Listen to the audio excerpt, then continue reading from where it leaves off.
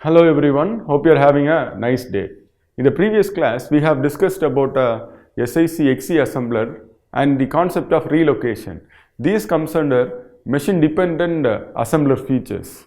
So what is machine dependent assembler features? Those program relocation depends on the machine that in which it is running. For example, if you have a SIC XE program and the SIC XE program, the size of the program may vary, but when you are running the program from a different location, some of the instructions like format 4 instruction that needs some relocation, and for that we have used the concept of modification bits. Look at this picture. What can you predict from this picture? Someone who is chained is free now.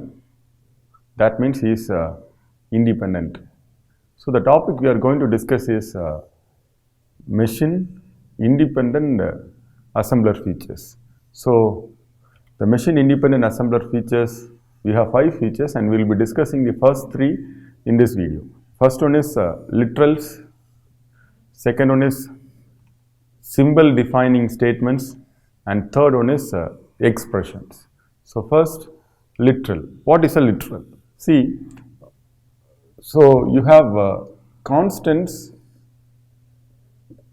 in a program. So for example, I'll give like this: x equal to 0, 5, or you have some value. For example, EOF is something, end of file, and so it's a character. So some constants values are there, and that values are called as literals, and you will identify the literal by means of using an equal to symbol. For example, there is another thing, LDA hash 1000. This is not a literal because, listen, here you have constant value. Constant value are part of instruction, but this is not a literal. Why? Because it is nothing but an immediate operand. So what is an immediate operand? That is, it is identified by a symbol called as hash. But in literal, what you will do? Equal to symbol. When you find an equal to symbol, and before that there is some opcode, and after that there is some value, then it is called as what? Literal. Clear? So literal is something which is identified by means of a prefix that is called as equal to. And here this the difference between a literal and an immediate operand is that an immediate operand, for example, the same example, LDA hash 5, that means this 5 is part of this instruction. That is, a constant value is a part of this instruction. But in literal, there is a separator called as equal to. Then, so where is the literal present? I'll show you. Now consider this program. In this program, see, you can see in this line, that's an equal to LDA CEOF. This is a literal. Then we'll come to another line, TD X05. This is a literal. Then WD equal to X05. This is a literal. So literals are identified by means of an equal to symbol. So where will we place the literal? See, usually literals are kept at the end of the program.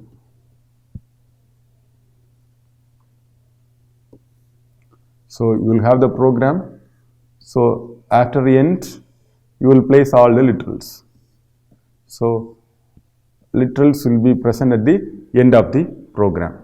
But when there are more literals, for example, when I have 100 literals, if I place 100 literals after the end, it will be a problem. So to prevent that, a new assembler directive is introduced here, LTORG, that is literal origin.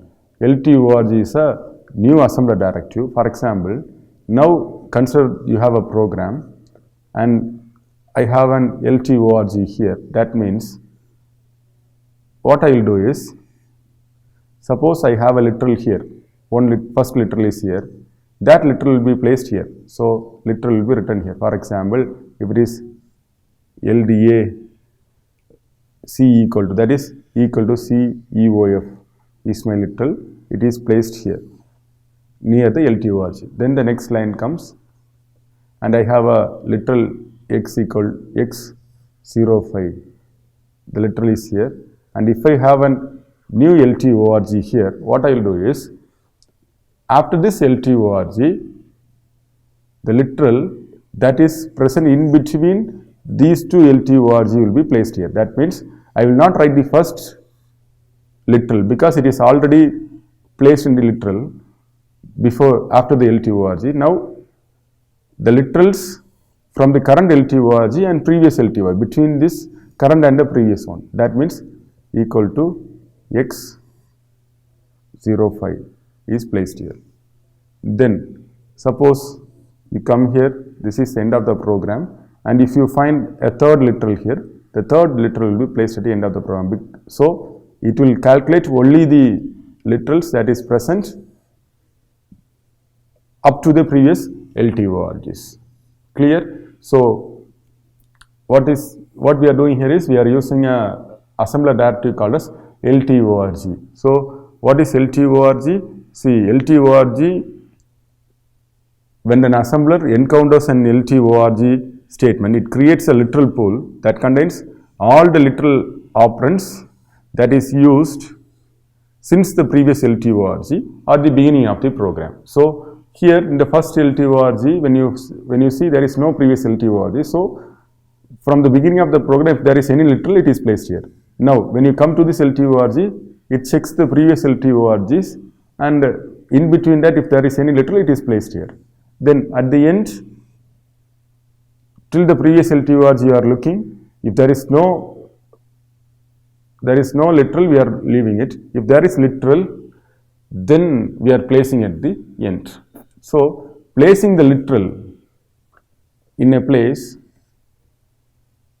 at the end is called as literal pool. Literal pool. That means, suppose I have a program and this is the end of the program. If I place all the literals here, and this is called as literal pool. So when the literal pool is very large, to prevent that, we are going for an assembler directive called as LTORG. Clear? For example, suppose there is a literal, consider this program. So you have a literal CEOF and you have encountered an LTORG statements. What I will do? I am writing the literal here after the LTORG statement. I have only one literal and it is placed after the LTORG statement. Clear? Next. Now listen. You have a literal here, you have a literal here. Both literals are same. So x05 is the literal. Here, when you have the same literal in the more than one place, that is called as a duplicate literal. Same literal in two places. So I will not write two times, I will write only once. And see, we will store only one copy of the specified data value. The data value is x05 and x05. I am storing only one copy at the end of the program. See, I am not going to use two copies because it is a duplicate literal. Clear? Literals are stored in something called as a literal table. So the literal table contains name of the literal, then value of the literal, length and address. So in a literal table will contain name of the literal, maybe the name of the literal is x, value is 05, length is, you can say this is 1 byte, and address. Maybe if the address is 002D, it's present here. So a literal, for in a literal table, it contains the name of the literal, value of the literal, length of the literal, and address of the literal. See, during pass 1, you know, there are two passes usually. So during pass 1, the assembler search in the literal table to check whether the literal is already present. If it is already present, what will you do? That is, it's a duplicate literal. If it is already present, it's a duplicate literal. So the entry will not be made the next time. Yes. If it is not present, suppose you are searching for X, you are trying to enter X there, X is already present, so it is a duplicate literal. If a new literal comes, the name of the new literal is Z, it is not present, so I will add Z, I will give the value, I will give length, I will give the address. So a new literal is added. Yes. Then during pass 2, this assembler uses the data from the literal table to generate object code. So in the first pass, assembler search whether the literal which we are trying to enter is present inside the literal table. If it is present, you assume that it's a duplicate and it is not entered. If it is not present, you will make a new entry. A new entry is made, and in pass 2, the assembler searches the literal table and uses the value from the literal table to create the object code. Clear? So next one is symbol defining statement. So for symbol defining statement, we will be using an assembler directive called as EQU. So the name for EQ is equate. It is called as equate. For example, symbol EQU value. So for example, I will give like this. For example, consider the statement plus LDT has 4096. This is your statement inside the program. Now I am using a symbol defining statement, maxlen EQU 4096. So I have a statement called as LDT 4096. Next, maxlen equal to 4096. Now this line can be rewritten as plus LDT. What is 4096? Is maxlen. So I will write as hash maxlen, maximum length. Yes. So this is the use of maxlen statement. That is, you have a symbol defining statement. For symbol defining statement, you are using something called as EQU, that is equate. So when you use this equate statement, so you can, that is used to rewrite some places. That is, if you are going to use this value 4 times inside the program. For example, you have a value called as 4096 and it is going to be used 10 times in the program. There is no need to use this 4096 again and again. If I can define it using a word called as maxlen, then I can use maxlen everywhere. So if whenever a maxlen comes, so that is replaced by actually 4096 during the running time of the program. Now consider this example. We have discussed this example already. That is maxlen equal to 4096. So you can use for 4096, I can use maxlen inside my program. This second example, base register is equal to R1, count is equal to R2, index equal to R3. So whenever you are going to use program instead of R1, I can use the word base. So instead of R2, I will be using count. Instead of R3, I will be using index. Yes.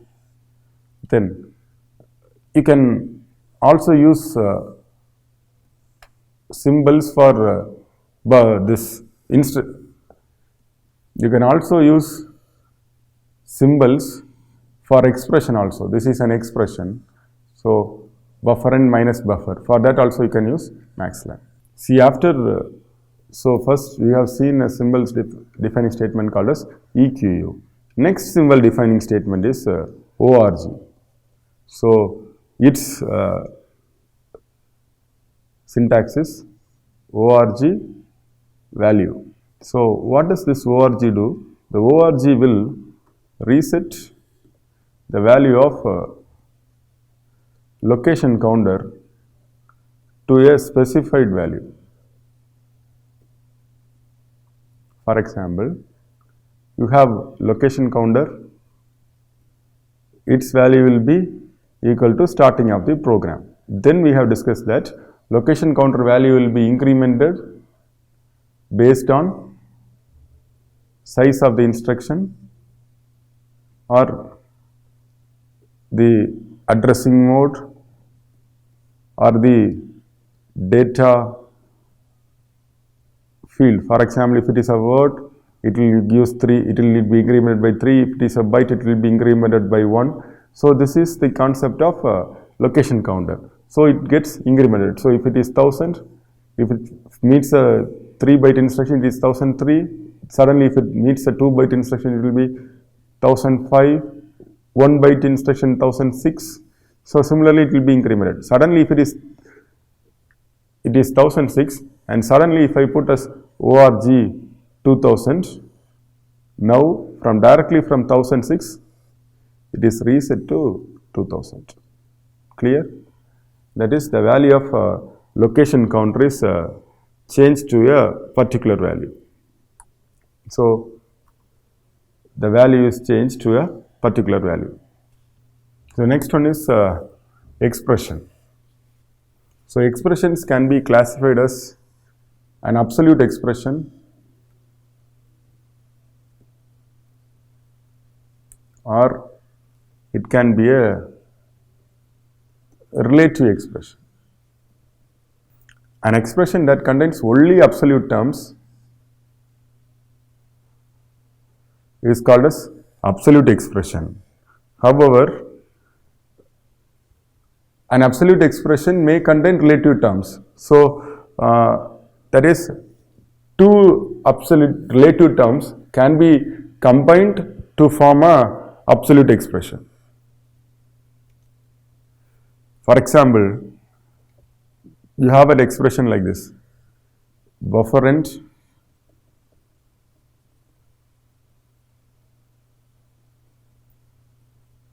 minus buffer.